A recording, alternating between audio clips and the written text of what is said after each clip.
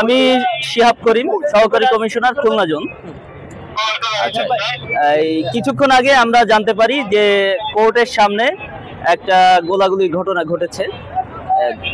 ঘটনাটি জানার পরপরই আমরা এখানে ছুটে আসি এবং আমরা অলরেডি ক্রাইম সিনটা কর্ডন করেছি যাতে করে এখান থেকে কোনো ধরনের আলামত নষ্ট না হয়।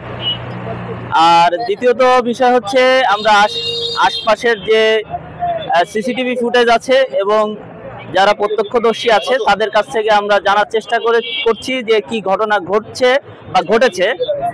আর আরেকটা তথ্য দিতে পারি যে যারা মানে আহত হয়েছে বা যাদের আক্রমণের শিকার হয়েছে তারা হসপিটালে আছে। তাদের ব্যাপারে এখন পর্যন্ত কোনো স্বাস্থ্যগত বিষয়ে কোনো তথ্য আমি পাইনি।